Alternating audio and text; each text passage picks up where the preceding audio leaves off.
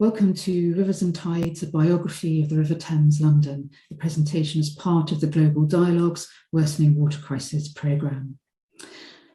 Rivers and Tides is a new course that is being taught at the University of Notre Dame, London faculty.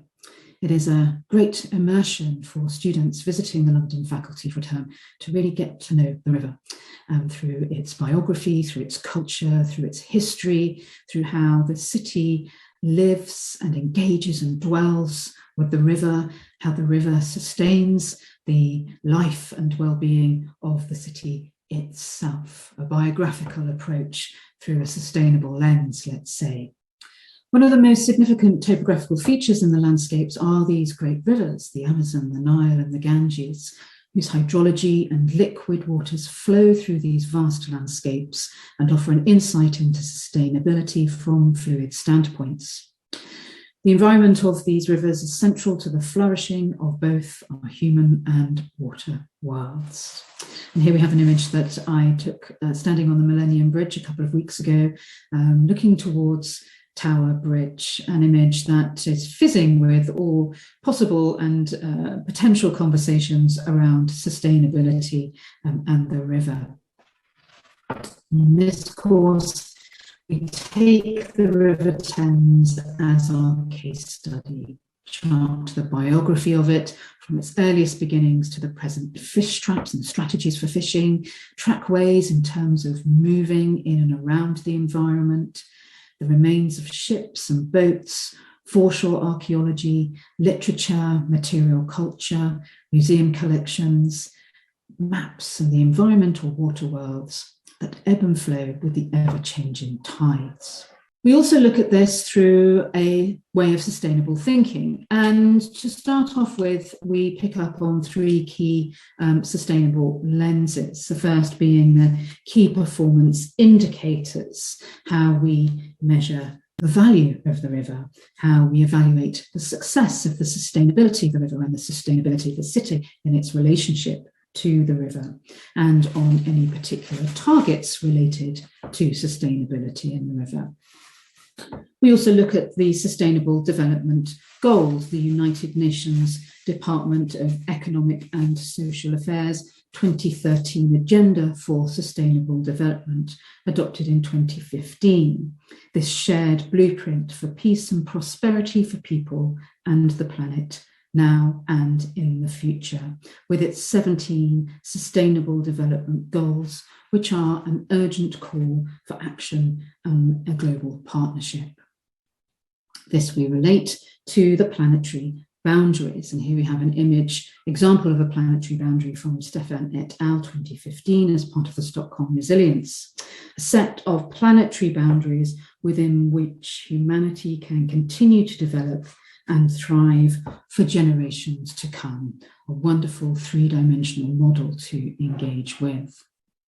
We start off, for example, looking at the Thames Barrier, opened in 1984, a structure, vast work of engineering comprising of 10 gates, which help regulate the flow of the water in the Thames, which is, of course, a tidal river, aimed to stop tidal surges from flooding large parts of London, as well as during periods of high water flow.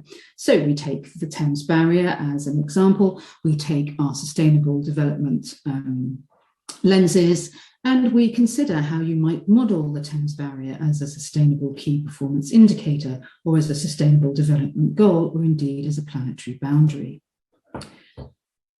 Students then sign up to give a presentation either on a site or an artefact related to the river itself.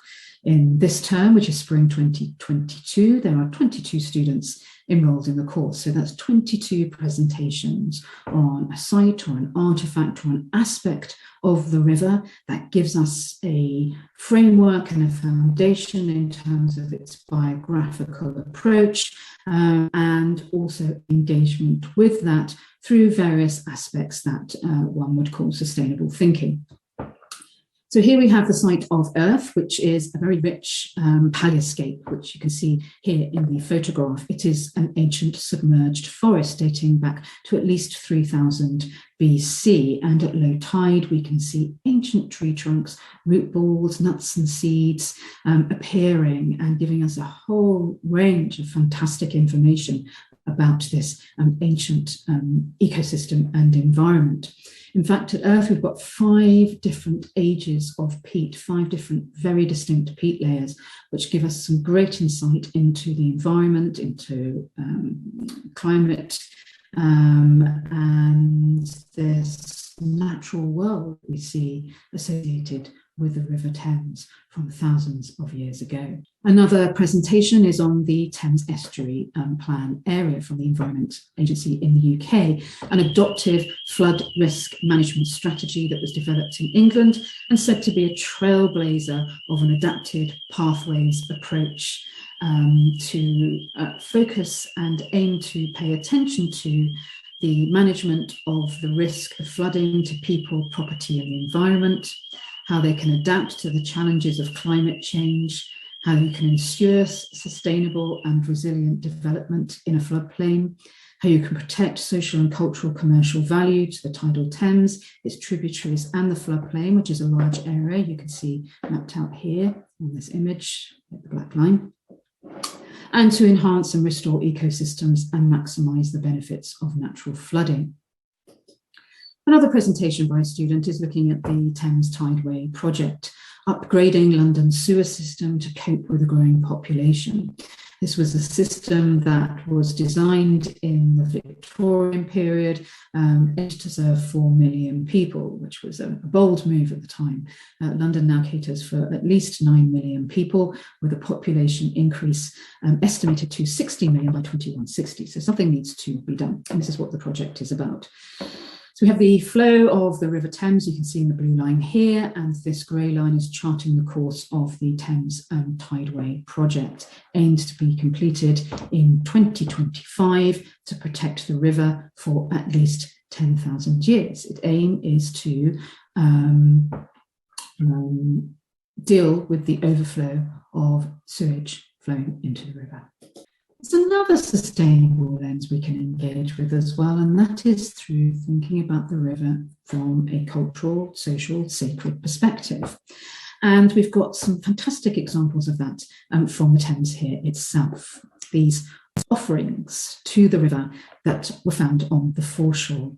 Indeed, the Thames is considered to be a sacred river for many Londoners who live around and engage with the river as a sacred place associated with religious rites. And here we have the statue of Vishnu, who is the preserver and protector of the universe in the Hindu faith. And in fact, the River Ganges is said to flow from the toe of Vishnu. We also have these 3 little lamps used in the celebration of Diwali, the festival of light, that would have been filled and lit and floated on the river itself. During the course, we also take a visit to the Thames foreshore and have a look at a whole palimpsest of layers and layers of information on the River Thames as well, really extending the work the students would have done by that time on sustainability of the river. Here at Putney Bridge, we've got, where that little marker is there, red and white, some, again, evidence for an ancient palaeoscape. Here we have some peat dating back to between 10,000 and 4,000 BC, an ancient peatscape, one might say. We've also got evidence for the strategies of the ways that people lived and dwelt by the river. And here we have a structure of a fish trap dated to the Anglo-Saxon period, broadly speaking 410 to 1066 AD. You can see this popping up here and opening out into the river to catch fish. And here we've got some contemporary embankments along the river showing us phases of evidence of construction for flood defencing as well. So we can have the river as a palaeoscape, the river as source, the river as flood. It's a wonderful course to research. It's a fantastic course to teach. The students are doing some sterling work. In fact, their final assessment are small group work, poster projects on the theme of rivers and tides, a biography of the River Thames in London through some sustainable thinking. I'm looking forward to seeing what they produce.